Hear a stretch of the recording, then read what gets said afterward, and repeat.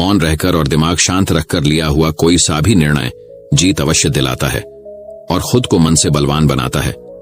ऐसी सीख गौतम बुद्ध ने कई सालों पहले की पीढ़ी को क्यों दी थी? इसके पीछे का रहस्य क्या है?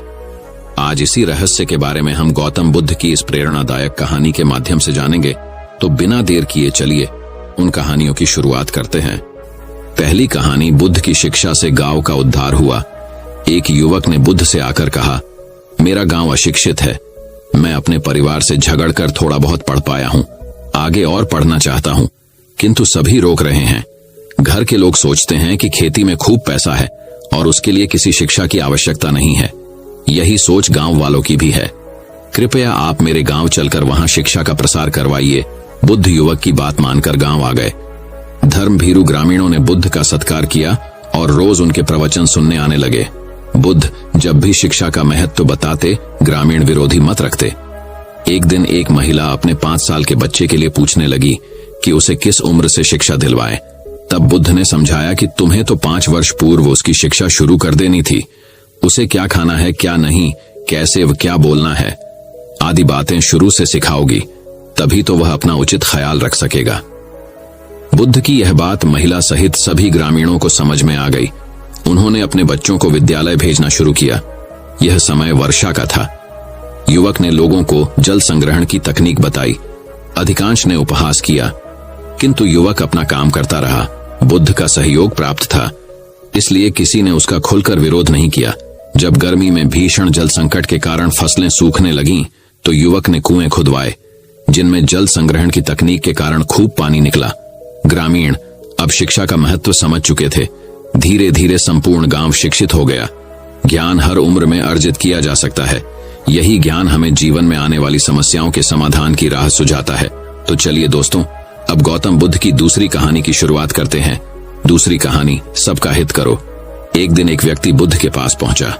वह बहुत अधिक तनाव में था। अनेक प्रश्न उसके दिमाग में घूम घूम कर उसे परेशान कर रहे थे, जैसे आत्मा क्या है, आदमी मृत्यु के बाद कहां जाता है, सृष्टि का निर्माता कौन है, स्वर्ग नरक की अवधारणा कहां तक सच है और ईश्वर है या नहीं। उसे इन प्रश्नों के उत्तर नहीं मिल रहे थे। जब वह बुद्ध के पास पहुंचा तो उसने देखा कि बुद्ध को कई लोग घेर कर बैठे हैं। बुद्ध उन सभी के प्रश्नों व जिज्ञासाओं का समाधान अत्यंत सहज भाव से कर रहे हैं। काफी देर तक यह क्रम चलता रहा, किंतु बुद्ध हर एक को धैर्यपूर्वक संतुष्ट करते रहे। बेचारा व्यक्ति वहां का हाल देखकर परेशान हो गया। उसने सोचा कि इन्हें दुनियादारी के मामलों में पड़ने से क्या लाभ, अपना भगवत भजन करें और बुनियादी समस्याओं से ग्रस्त इन लोगों को भगाए। किंतु बुद्ध का व्यवहार देखकर तो ऐसा लग रहा था मानो इन लोगों का दुख उनका अपना दुख है। आखिर उस व्यक्ति ने पूछ ही लिया, महाराज आपको इन सांसारिक बातों से क्या लेना देना? बुद्ध बोले, मैं ज्ञानी नहीं हूं और इंसान हूं। वैसे भी वह ज्ञान किस काम का जो इतना घमंडी और आत्मकेंद्रित हो कि अपने अतिरिक्त दूसरे की चिंता ही न कर सके।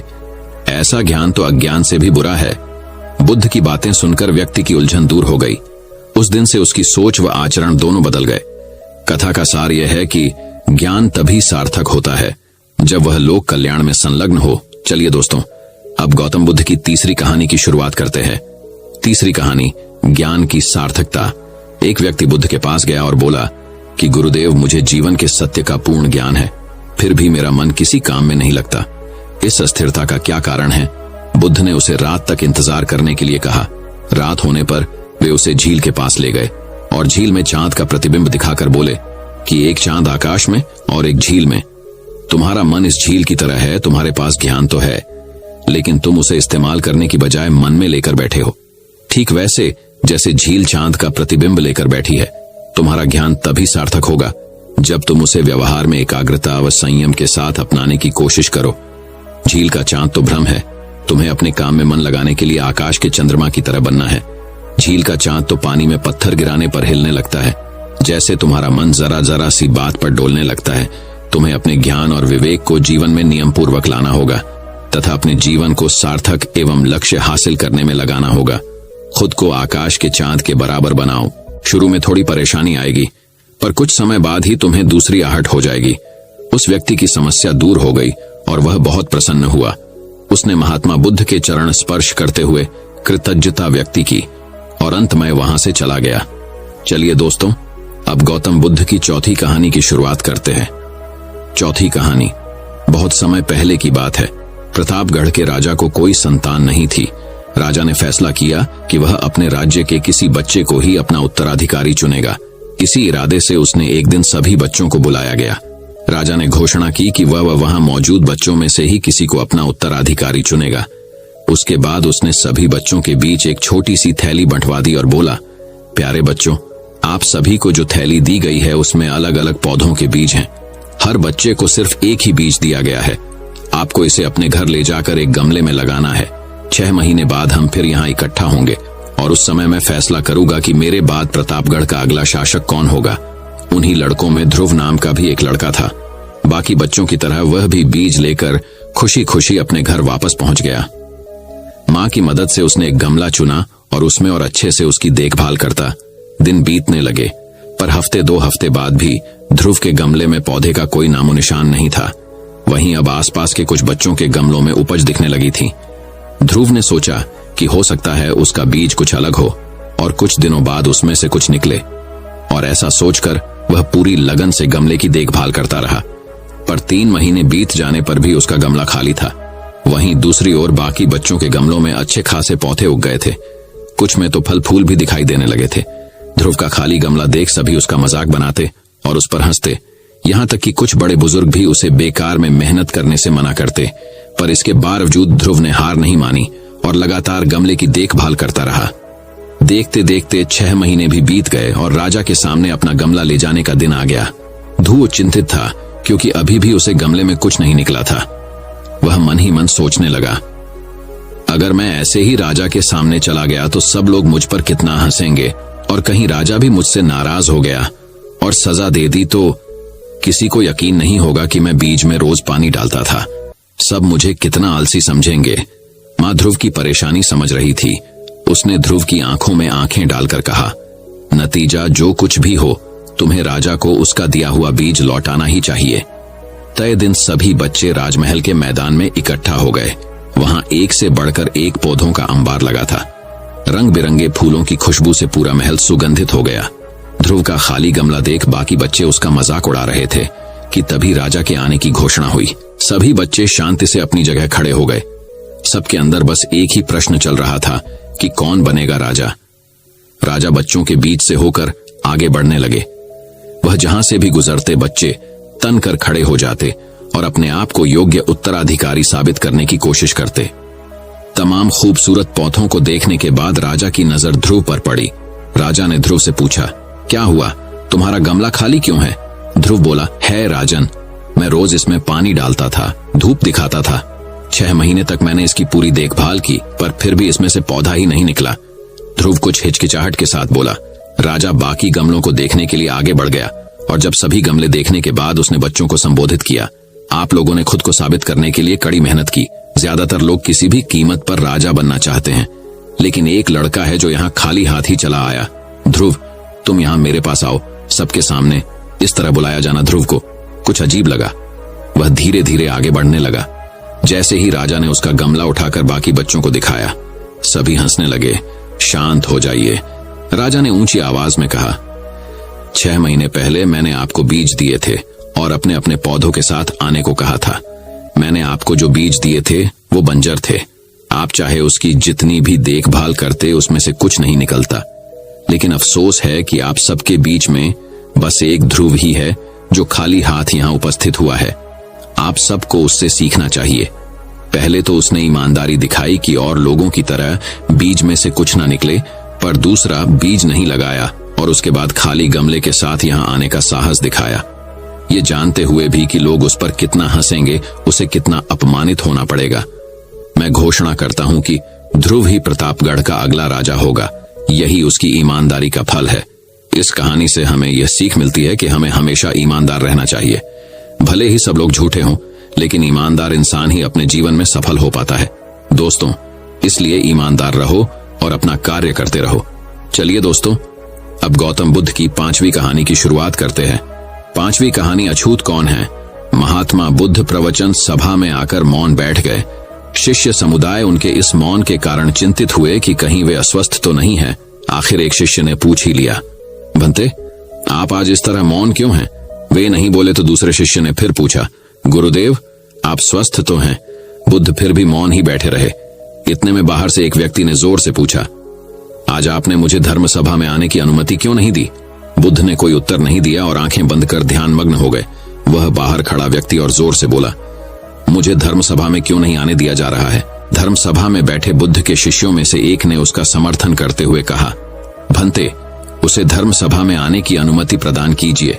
महात्मा बुद्ध ने आंखें खोली और बोले, नहीं, उसे अनुमति नहीं दी जा सकती है क्योंकि वह अछूत है।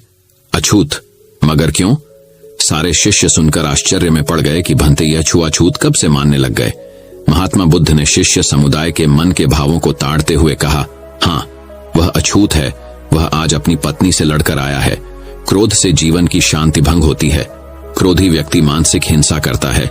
इस क्रोध के कारण ही शारीरिक हिंसा होती है। क्रोध करने वाला अछूत होता है क्योंकि उसके विचार तरंगें दूसरों को भी प्रभावित करती हैं। उसे आज धर्म सभा से बाहर ही रहना चाहिए।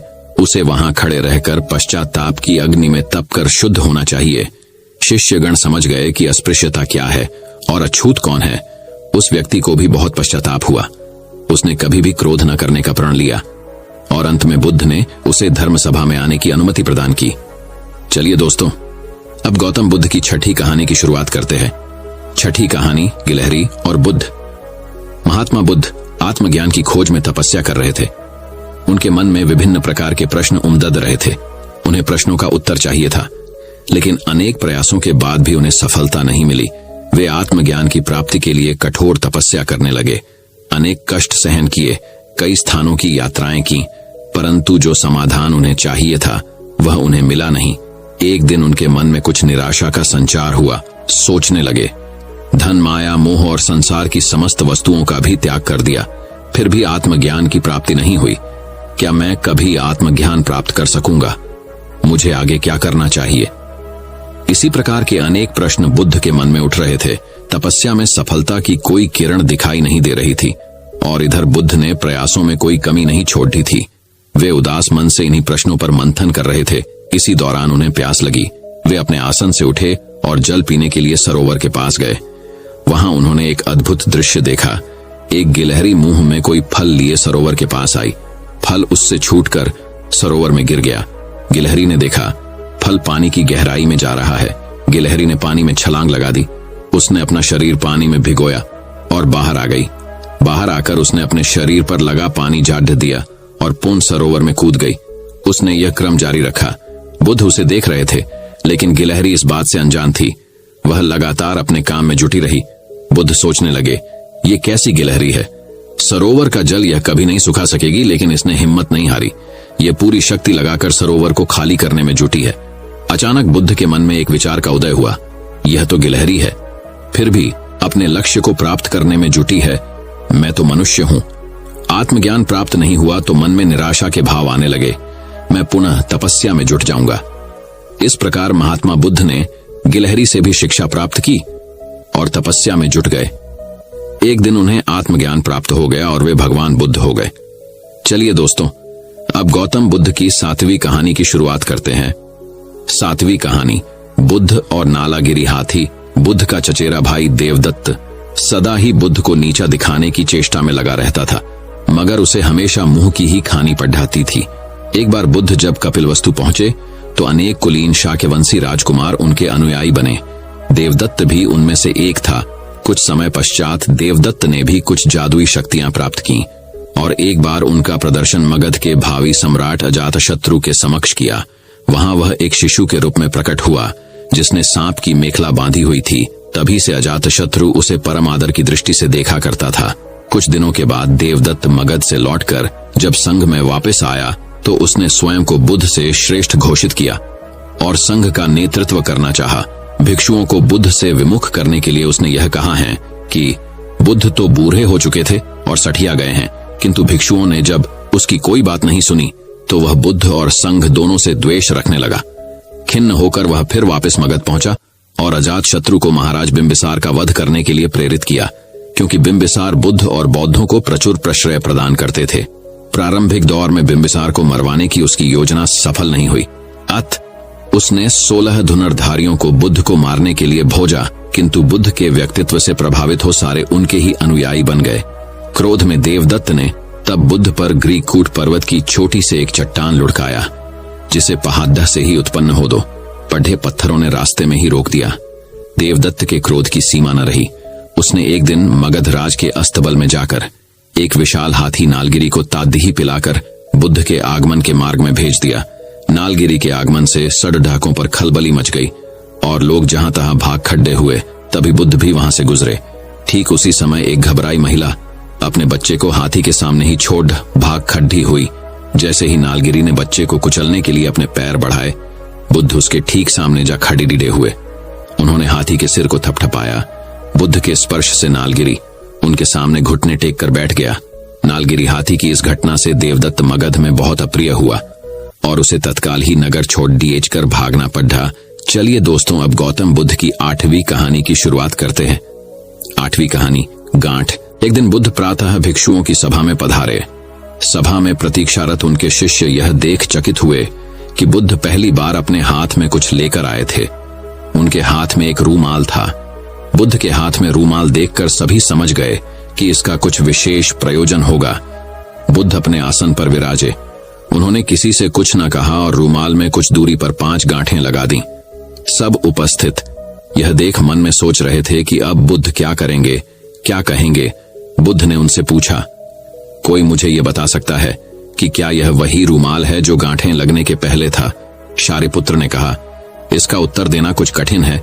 एक तरह से देखें तो रूमाल वही है, क्योंकि इसमें कोई परिवर्तन नहीं हुआ है। दूसरी दृष्टि से देखें तो पहले इसमें 5 गांठ नहीं लगी थीं, अतः यह रूमाल पहले जैसा नहीं रहा। और जहां तक इसकी मूल प्रकृति का प्रश्न है, वह अपरिवर्तित है। इस रूमाल का केवल बाह्य रूप ही बदला है, इसका पदार्थ और इसकी मात्रा वही है। तुम सही कहते हो शारिपुत्र, बुद्ध ने कहा। अब मैं इन गांठों को खोल देता हूं। यह कहकर बुद्ध रूमाल के दोनों सिरों को एक दूसरे से दूर खींचने लगे। तुम्हें क्या लगता है शारिपुत्र, इस प्रकार खींचने पर क्या मैं इन गांठों को खोल पाऊंगा? नहीं तथागत, इस प्रकार तो आप इन गांठों को और अधिक सघन और सूक्ष्म बना देंगे और ये कभी नहीं खुलेंगी। शारिपुत्र ने कहा, ठीक है। बुद्ध बोले, अब तुम मेरे अंतिम प्रश्न का उत्तर दो कि इन गांठों को खोलने के लिए मुझे क्या करना चाहिए? शारिपुत्र ने कहा, तथागत, इसके लिए मुझे सर्वप्रथम निकटता से यह देखना होगा कि ये गांठें कैसे लगाई गई हैं। इसका ज्ञान किए बिना मैं इन्हें खोलने का उपाय नहीं बता सकता। तुम सत्य कहते हो शारिपुत्र, तुम धन्य हो, क्योंकि यही जानना सबसे आवश्यक है। आधारभूत प्रश्न यही है। जिस समस्या में तुम पड़े हो उससे बाहर निकलने के लिए यह जानना जरूरी है कि तुम उससे ग्रस्त क्यों हुए। यदि तुम यह बुनियादी व मौलिक परीक्षण नहीं करोगे तो संकट अधिक ही गहराएगा। लेकिन विश्व में सभी ऐसा ही कर रहे हैं। वे पूछते हैं, हम काम, क्रोध, लोभ, मोह, अहंकार, परिग्रह आदि आदि वृत्तियों से बाहर कैसे निकलें? लेकिन वे यह नहीं पूछते कि हम इन वृत्तियों में कैसे पड़े। चलिए दोस्तों, अब गौतम बुद्ध की 9वीं कहानी की शुरुआत करते हैं। 9वीं कहानी, सबसे बड़ा दान। कई दिनों के विहार के बाद भगवान बुद्ध मगध की राजधानी राजगृह से प्रस्थान करने वाले थे। लोगों को जब यह पता चला तो वे उनके लिए भेंट आदि लेकर उनके दर्शनों के लिए आने लगे। अपने शिष्यों के साथ बैठे हुए बुद्ध लोगों की भेंट स्वीकार कर रहे थे। सम्राट बिंबसार ने उन्हें भूमि, खाद्य, वस्त्र, वाहन आदि प्रदान किए। नगर सेठों ने भी धन, धान्य और स्वर्ण आभूषण उनके चरणों में अर्पित कर दिए। सभी के दान को स्वीकार करने के लिए बुद्ध अपना दायां हाथ उठाकर स्वीकृति इंगित कर देते थे। भीड़ में एक वृद्धा भी थी। वह बुद्ध से बोली, भगवान, मैं बहुत निर्धन हूं, मेरे पास आपको देने के लिए कुछ भी नहीं है। आज मुझे पेड़ से एक आम गिरा हुआ मिल गया, मैं उसे खा रही थी। तभी मैंने आपके प्रस्थान करने का समाचार सुना। उस समय तक मैं आधा आम खा चुकी थी। मैं भी आपको कुछ अर्पित करना चाहती हूँ, लेकिन मेरे पास इस आधे खाए हुए आम के सिवा कुछ भी नहीं है। इसे ही मैं आपको भेंट करना चाहती हूँ। कृपया मेरी भेंट स्वीकार करें। वहां उपस्थित अपार जनसमुदाय, राजा, महाराजाओं और सेठों ने देखा कि भगवान बुद्ध अपने आसन से उठकर नीचे आए और उन्होंने दोनों हाथ फैलाकर वृद्धा का आधा आम स्वीकार किया। सम्राट बिंबसार ने चकित होकर बुद्ध से पूछा, महात्मा, एक से बढ़कर एक अनुपम और बहुमूल्य उपहार तो आपने केवल हाथ हिलाकर ही स्वीकार कर लिए, लेकिन इस बुढ़िया के झूठे आम को लेने के लिए आप आसन से नीचे उतर कर आ गए। इसमें ऐसी कौन सी विशेषता है? बुद्ध मुस्कुराकर बोले, इस वृद्धा ने मुझे अपनी समस्त पूंजी दे दी है। आप लोगों ने मुझे जो कुछ भी दिया है वह तो आपकी संपत्ति का कुछ अंश ही है, और उसके बदले में आपने दान करने का अहंकार भी अपने मन में रखा है। इस वृद्धा ने मेरे प्रति अपार प्रेम और श्रद्धा रखते हुए मुझे सर्वस्व अर्पित कर दिया है। फिर भी उसके मुख पर कितनी नम्रता और करुणा है। चलिए दोस्तों, अब गौतम बुद्ध की 10वीं कहानी की शुरुआत करते हैं। 10वीं कहानी, पहचान। एक बार एक आदमी महात्मा बुद्ध के पास पहुंचा। उसने पूछा, प्रभु, मुझे यह जीवन क्यों मिला? इतनी बड़ी दुनिया में मेरी क्या कीमत है? बुद्ध उसकी बात सुनकर मुस्कुराए और उसे एक चमकीला पत्थर देते हुए बोले, जाओ, पहले इस पत्थर का मूल्य पता करके आओ, पर ध्यान रहे इसे बेचना नहीं, सिर्फ मूल्य पता करना है। वह आदमी उस पत्थर को लेकर एक आम वाले के पास पहुंचा और उसे पत्थर दिखाते हुए बोला, इसकी कीमत क्या होगी? आम वाला पत्थर की चमक देखकर समझ गया कि अवश्य ही यह कोई कीमती पत्थर है, लेकिन वह बनावटी आवाज में बोला, देखने में तो कुछ खास नहीं लगता, पर मैं इसके बदले 10 आम दे सकता हूं। वह आदमी आगे बढ़ गया। सामने एक सब्जी वाला था। उसने उससे पत्थर का दाम पूछा। सब्जी वाला बोला, मैं इस पत्थर के बदले एक बोरी आलू दे सकता हूं। आदमी आगे चल पड़ा। उसे लगा पत्थर कीमती है, किसी जौहरी से इसकी कीमत पता करनी चाहिए। वह एक जौहरी की दुकान पर पहुंचा और उसकी कीमत पूछी। जौहरी उसे देखते ही पहचान गया कि यह बेशकीमती रूबी पत्थर है जो किस्मत वाले को मिलता है। वह बोला, पत्थर मुझे दे दो और मुझसे 10,000 रुपए ले लो। उस आदमी को अब तक पत्थर की कीमत का अंदाजा हो गया था। वह बुद्ध के पास लौटने के लिए मुड़ा। जौहरी उसे रोकते हुए बोला, अरे रुको तो भाई, मैं इसके 50,000 दे सकता हूं। लेकिन वह आदमी फिर भी नहीं रुका। जौहरी किसी कीमत पर उस पत्थर को अपने हाथ से नहीं जाने देना चाहता था। वह उछलकर उसके आगे आ गया और हाथ जोड़कर बोला, तुम यह पत्थर मुझे दे दो, मैं 1 लाख रुपए देने को तैयार हूं। वह आदमी जौहरी से पीछा छुड़ाकर जाने लगा। जौहरी ने पीछे से आवाज लगाई, ये बेशकीमती पत्थर है, अनमोल है, तुम जितने पैसे कहोगे मैं दे दूंगा। यह सुनकर वह आदमी हैरान परेशान हो गया। वह सीधा बुद्ध के पास पहुंचा और उन्हें पत्थर वापस करते हुए सारी बात कह सुनाई। बुद्ध मुस्कुराकर बोले, आम वाले ने इसकी कीमत 10 आम लगाई, आलू वाले ने 1 बोरी आलू, और जौहरी ने बताया कि अनमोल है। इस पत्थर के गुण जिसने जितने समझे उसने उसकी उतनी कीमत लगाई। ऐसे ही यह जीवन है। हर आदमी एक हीरे के समान है। दुनिया उसे जितना पहचान पाती है उसे उतनी महत्ता देती है। लेकिन आदमी और हीरे में एक फर्क यह है कि हीरे को कोई दूसरा तराशता है और आदमी को खुद अपने आप को तराशना पड़ता है। तुम भी अपने आप को तराश कर अपनी चमक बिखेरो, तुम्हें भी तुम्हारी कीमत बताने वाले मिल ही जाएंगे। दोस्तों, मैं उम्मीद करता हूं कि यह कहानी सुनने से आपके जीवन में अच्छे बदलाव आए होंगे। आपको इस वीडियो से क्या सीखने मिला ये कमेंट करके जरूर बताएं और अपने परिवार, दोस्तों या आपके करीबी इंसान के साथ ये कहानी शेयर करके उन्हें भी इस ज्ञान से परिचित करवाएं। बाकी अगर आपको ये वीडियो दिल से अच्छी लगी हो तभी इस वीडियो को लाइक कर देना, और आपने अब तक इस चैनल को सब्सक्राइब न किया हो तो चैनल को सब्सक्राइब भी जरूर कर देना। आपका हर दिन शुभ हो और खुशियों से आपका जीवन भरा रहे। धन्यवाद। नमो बुद्धाय।